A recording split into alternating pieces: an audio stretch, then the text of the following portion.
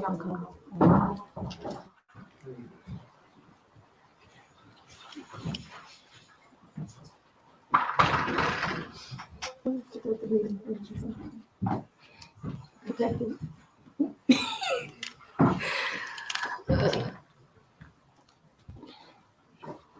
If we could come in tighter, please. Act like y'all like each other. Come on.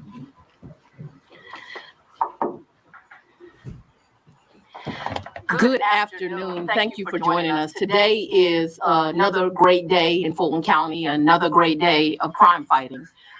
We are here today to just let the public know that we are continuing our mission to target gangs, as we believe it is our #1 public safety deterrent crisis that we're in. I have to acknowledge the two men that are before me before I even start. This is the great Detective Needham and the great Detective Davidson from Sandy Springs Police Department. This was a collaboration, but you always have to acknowledge those that are on the front line working really hard to get things done. And these two gentlemen have done just an excellent job. What today's indictment is about is the Drug Rich Gang, which is a hybrid gang, and it started back in 2016. That's how far we can document this gang existing. We know that it is a gang that primarily actually exists out of DeKalb County, the Stone Mountain and the Tucker area. But as we know, crime and criminals have no boundaries, and they found their way into my county, Fulton County. I have a message today that you will hear repeated time and time again. If you thought Fulton was a good county to bring your crime to bring your violence to, you are wrong, and you are going to suffer consequences. And today is the start of some of those consequences. This gang, as I mentioned, is a hybrid gang. It does include members of the Gangster Disciples, the Crips, and the Bloods. We know that here in Atlanta, Georgia, that hybrid gangs are something that we regularly see. We know that this gang does have some identifiers that connects it together. They use things like prescription bottles and money symbols, and this is in their jewelry and their tattoos, and we see that present here. We have identifiers identifying this gang, but that's not the problem that people collected together or they decided to use symbols. It's what they did once they joined together. What this indictment represents is 16 different victims in our county, 16 different incidents of violence, and 26 defendants. They committed crime everywhere from the south to the north of my county, which included Union City, Atlanta, and Sandy Springs.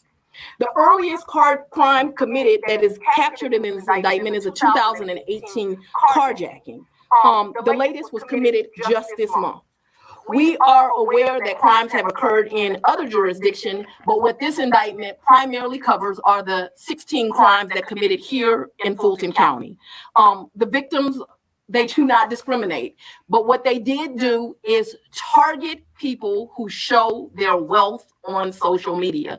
So I do have a message for the public where it is kind of fun to put your things on social media and show off.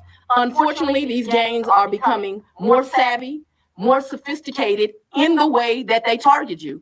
And this is a way that we know that they targeted these individuals. And it's because of these great detectives' work where they were able to show that they were following these individuals and using it to their advantage. Some of the celebrity victims included Calvin Ridley, who is a loved member of our Falcons, Brad Guzan, who is a loved member of the Atlanta United team, Marlo Hampton, who is on the Real Housewives of Atlanta, and Brittany Mealy, who is the mother of Future's child. All very well-known celebrities who have decided to take residence right here in Metro Atlanta, because this is a great place to live and we cannot tolerate this. But don't be fooled. This indictment also covers other individuals who are not as famous, but also had their wealth on social media. Lots of social media influencers. The incidences that are in here is, thank God we don't have a murder, but we have kidnapping, we have armed robberies, we have shootings, and we have home invasions, very violent crimes, things that cannot be allowed in our county, and all done again at the hands of crime, at the hands of gangs. What I want the public to see today is a collaboration of law enforcement, because as they have gotten more savvy, so have we. And so what you have is a collaboration of the Atlanta Police Department, the Union City Police Department, the United States Attorney's Office is here today, the Fulton County Sheriff, the Marshals, and the Fulton County District Attorney's Office. We are working together. We are working collaboratively, and we have a message, and that is get out of this county or expect to start seeing sentences that go life plus. Because I am not going to negotiate with gang members. I am not going to allow pleas. We are going to find you. We are going to convince you, and we're going to send you to the prison for the rest of your days. And I'm not apologizing for that. Any questions? So, George T, as it happens, I live in a part of DeKalb County that drug rich is sort of covers. I live in Pine Lake. And you mentioned drug rich fact is Stinney in the indictment, who, as I understand it, just got out of jail or prison. He's living with his mom on prison. How much cooperation? Because I can't help but notice that DeKalb County isn't standing behind you right now. But I know that they're accused of crimes in DeKalb County. Is there collaboration happening between Fulton and DeKalb County with regard to the investigation of this gang? I have a relationship with the district attorney in DeKalb. I cannot say we specifically collaborated on this incident. I will say that we know that this gang has also committed crimes in Cobb, in Fayette, in a lot of the surrounding jurisdictions, and they have been at the table as we have developed these crimes. In fact, I'm aware that the Gwinnett district attorney does have an indictment against some of these same members, and she has sent part of her staff to be at the table. Talk about how this came down. You talked about the detectives kind of bringing this forward. What was the beginning of this? How did this, all these things have been happening, but how did you all put it together, and what was kind of the beginning part of this investigation? I have to give credit to the Sandy Springs Police Department. They were able to really pay attention, to really go back and track and see that these people were tracking people on social media. Obviously, it doesn't happen at the first crime where you realize that there is a trend, but they pretty quickly did that. I have a great relationship with the chief in Sandy Springs, Kenneth DeSimone. We began talking. I began sending assistant district attorneys out there as we developed this, and they were really the foundation and the work. But as always, you know that I love our acting chief in Atlanta, Shearbaum. He was automatically willing to get involved and to do their part and to develop this. And so people just came together and developed this. But the foundation and the start, as you asked, was really through just great detective work. And what years was this? This was in the past years, the Sandy Springs thing? Yes, but we do have crimes going back in this indictment to 2018, because once that research was done, we saw that there were crimes going back to 2018. We also have this gang documented going as far back as 2016. As George Cheedy just pointed out, this is a gang that primarily operates in DeKalb. And so I can honestly tell you, when they first brought this to me, I said, this is not one that I'm familiar with. We don't hear about them a lot. And then we began to realize that's because most of the work they had put in, and I use work in the slang term, most of the crime that they were doing was out of DeKalb County, but they decided to cross the county lines, and that's going to be detrimental to them. So the indictment mentions lyrics from a couple of videos. It does. And we were going through the lyrics. How Congressman has proposed legislation to limit use of rap lyrics in prosecutions. Do you have thoughts about that? I think that I would welcome an opportunity to sit down with Hank Aaron and discuss that proposed legislation. I don't think that it will be successful. I think if you decide to admit your crimes over a beat, I'm going to use it. And you've used that before with previous gang member arrests. What are your specific responses to the criticism that you're specifically targeting Atlanta's hip hop community through these lyrics? I'm not targeting anyone, but however, you do not get to commit crimes in my county. and then decide to brag on it, which you do that for a form of intimidation and to further the gang and not be held responsible. One of the lyrics used in this indictment, just one of the lyrics, is me and my crew striking out, striking in all black. Send me the drop, we'll kick in the house. If we steal a car, we're gonna take off the tag. Well, they kick it indoors, committing home invasions, and now I'm using those lyrics that they're admitting to doing that. I'm gonna continue to do that. People can continue to be angry about it. I have some legal advice. Don't confess to crimes on rap lyrics if you do not want them used, or at least get out of my county. Two quick questions. The first one related to this indictment. It sounds like when it comes to the investigation, not that the days of people being followed home from a restaurant or something like that aren't still happening, but it sounds like it's as simple as somebody posts, hey, I got this new chain, I got this new car, and these guys are just sitting back. Can you kind of just take us through that process? I have a very good example of that. Marlo Hampton is a star on Atlanta Housewives. That's a show. It's Atlanta, so I like it and I watch it, and I'm a fan of hers. One of the things she does, though, is at one point she has the news media in her home, and during that interview, she shows you how to enter the house, where things are within her closet. She then becomes a victim. That's not wise to do. You should be able to show you've worked hard, you have some success, people are interested in you. You should be able to show that. But it's not a wise thing to do, because you're exactly right. Now what they're doing is they're looking on social media and they are seeing, are there things here that we would like to get? One of the things the investigators realized is they're immediately going to closets. They're immediately going to bedrooms. They know where these high-end items are, and they are seeking to get them. And so it's just not wise to do. And you're right, they have become more sophisticated, but luckily they give us good evidence because we're able to track them as they are tracking other individuals. But my message to the public is please stop doing that. Are most of these home invasions, or are they burglaries and they don't care if they're home, or because there's obviously a big difference between burglary and home invasion? They're actually both. Sometimes the victim, like Mariah Carey, was not home at the time, right? So it becomes a burglary. In other times, unfortunately, the victims are home and they don't mind using violence once they enter the home and you're present. So sometimes they are just burglaries. Sometimes they are home invasions. Either way, people's dwellings, their homes, where you feel safe is violated and things are taken. But unfortunately, in some occasions, people are targeted and really harmed. In one of these cases, we had a 16-year-old child in the shower, and she was taken downstairs by force. You know, an incident as a mom, I cannot imagine having to have gone through and suffered.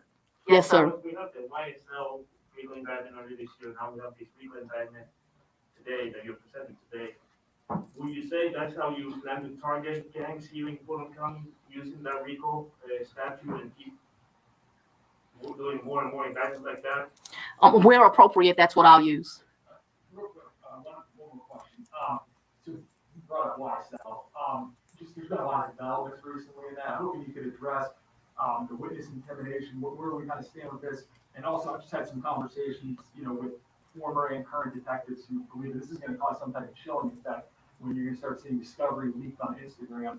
People aren't going to be, cooperating anymore with investigations. So I guess, first off, where are we with Young Thug's case, and then if you have any reaction to that chilling effect? I agree with detectives. If this information is listed on social media, it will have chilling effects. We are taking precautions to make sure that that does not happen, that people are protected when they cooperate with the law enforcement and the police, because citizens cooperating is a big part of ridding this from our community. It is the largest part. This is off topic for a moment. Your reaction to Judge McBurney's order this morning that is compelling the governor to testify, but then delaying the testifying until after the election. I think it's appropriate for witnesses that have information in that investigation to testify. Today, we are seeing the sentencing in the murder case of Kennedy Maxey, another 7-year-old was shot over the weekend. How can you ensure parents, the public, that kids are safe in the city of Atlanta and Fulton County? Both of those cases are the same in that they take away our most precious commodity, our children. And today that defendant, the world should know, got life without the possibility of parole plus another 15 years. So that gentleman was a member of a gang, and that's an example of gang violence that we cannot allow in our community. There is a distinction in this case that happened over the weekend, although it is equally tragic. It is an incident of domestic violence, something that we know is really just, people don't seem to be able to get along in relationships.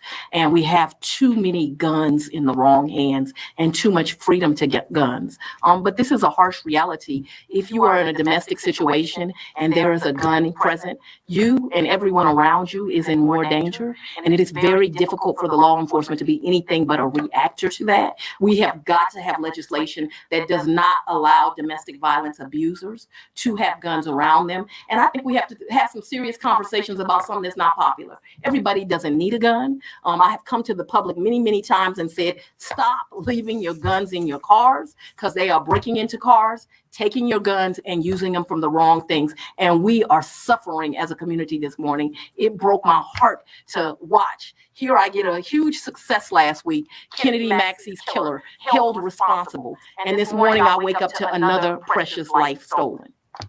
Mr. Attorney, you said it was gang related. Which gang? I'm sorry. You said the shooting of the child, there was gang involved. Which? I know you're aware that that gentleman had gang ties to Virginia on down. He was here. They say I'm picking on the rap community. He was here to be an aspiring rapper. Just returning back to the special grand jury, you gave us some guidance back in the summer about how long this will go. What do you believe now in terms of how much longer you expect the grand jury? It isn't paneled until May, but what is your expectation of how many more subpoenas you'll send out, how many more people you expect to come in before this wraps up? I think we're about 60% through of all of the people that we need to be brought up. I'm pleased with the pace that we're going. There can't be any predictions. As you know, many people are unsuccessfully fighting our subpoenas. We will continue to fight to make sure that the grand jury and the public gets the truth. And I am very hopeful that by the end of this year, I'll be able to send the grand jury on their way. The 26 people in this indictment, how many are in custody? I had that exact number. I think it's about 18 of them are in custody right now. I know we have 5 that are in the wind, Are the 18 in Fulton or other? various places. Yes. Was there ever a moment in the Trump investigation when you anticipated that the special grand jury might complete its task before the election and would have approved the idea of issuing the advisory report beforehand, or did you always kind of know we're going to wait until after? No, I knew we were going to wait till after. I've been very specific and determined to get rid of that accusation that this is just some political stunt and we were trying to impact the election. As you may recall, I did not call the first witnesses until we were after those primaries, and I made it very well known to the judge who's over this, as well as my team, that I would not do anything until after the election. So they'll have to accuse me of something else. They can get rid of that one. This is your 4th or 5th Rico, I guess, since you've been the DA. Just talk about the strength of of this tactic and why you go this way. Well, I have to go back to the great work of Detective Needham and Detective Davidson in this matter. I'm a fan of Rico. I've told people that. And the reason that I am a fan of Rico is I think jurors are very, very intelligent. I think that some people don't want to do jury service, but once they get there, we really find that there are good citizens there. They're very smart. They pay attention. They take these matters serious, but they want to know the whole story. They want to know what happened. They want to make an accurate decision about someone's life.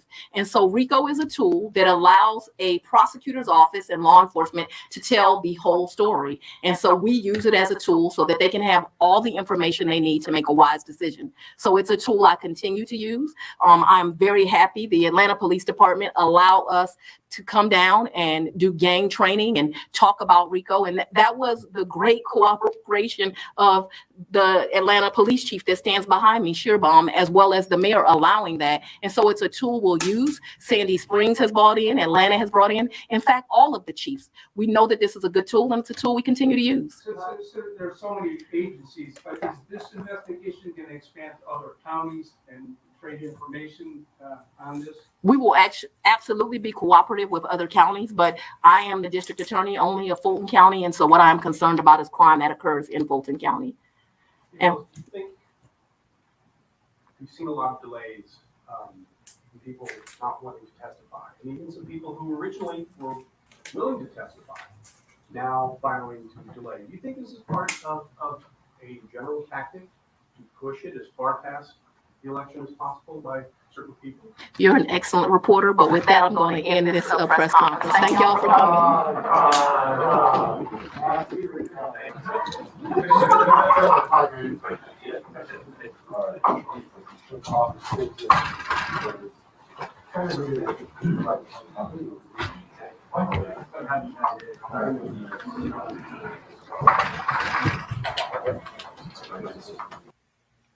Well, it looks like y'all seen the